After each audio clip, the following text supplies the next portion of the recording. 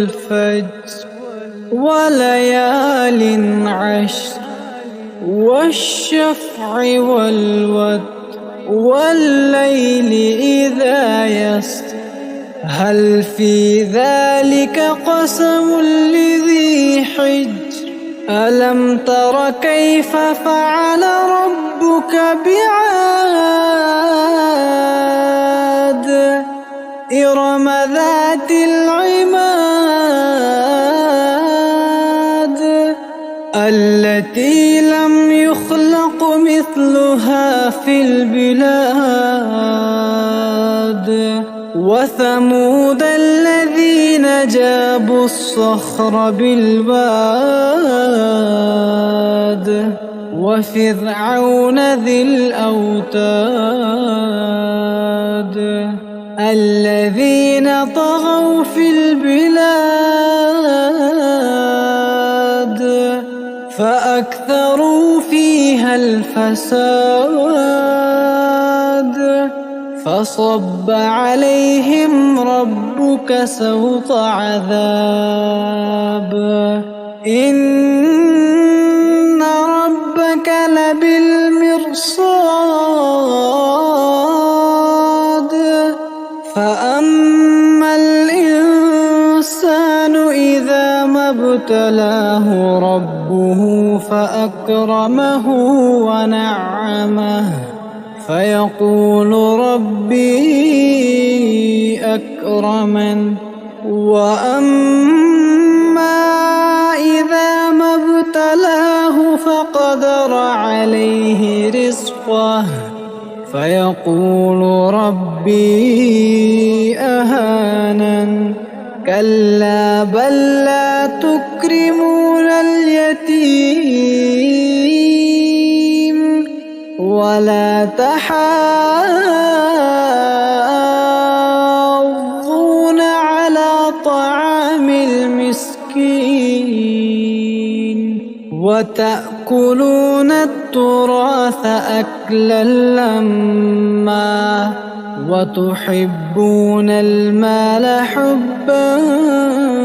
جما كلا إذا دكت الأرض دكا دكا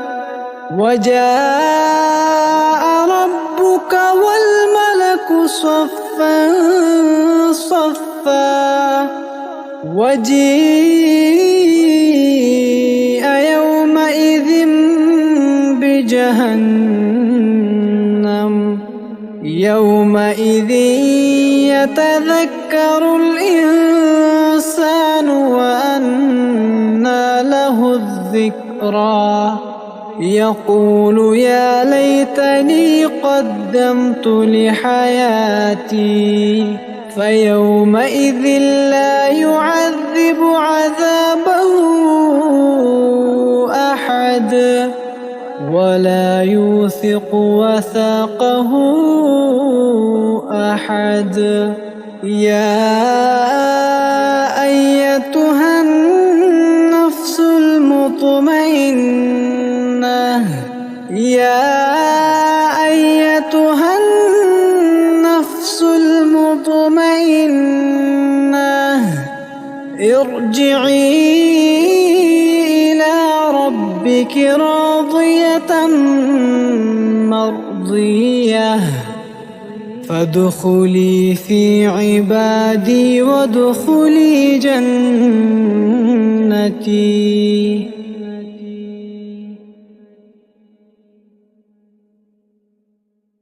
والفجر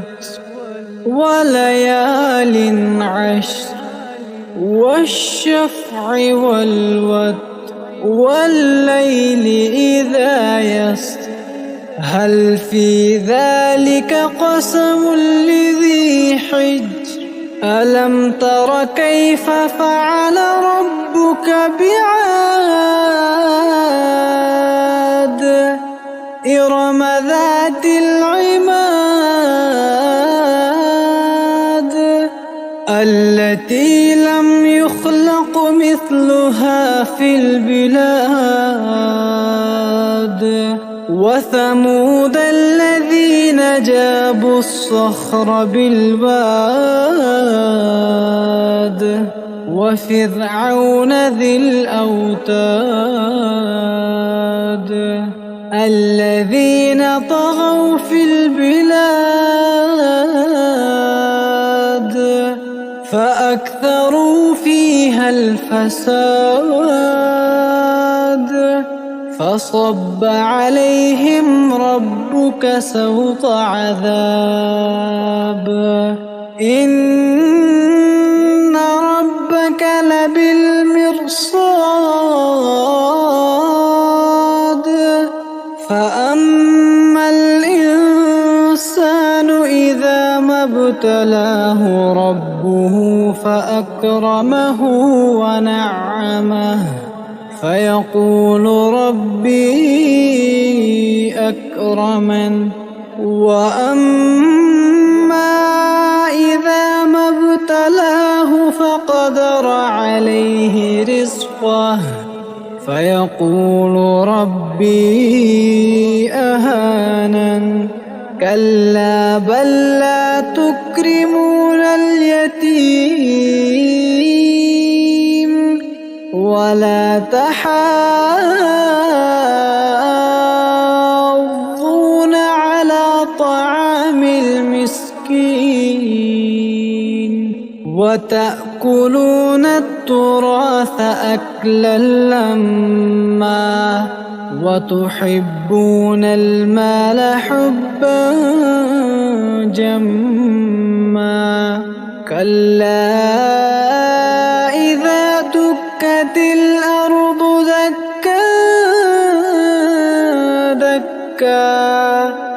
وجاء ربك والملك صفا صفا وجيء يومئذ بجهنم يومئذ يتذكر الإنسان وأنى له الذكرى يقول يا ليتني قدمت لحياتي فيومئذ لا يعذب عذابه أحد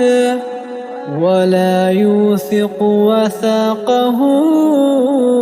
أحد يا أيتها النفس المطمئنة يا أيتها النفس المطمئنة ارجعي إلى ربك راضية مرضية فادخلي في عبادي وادخلي جنتي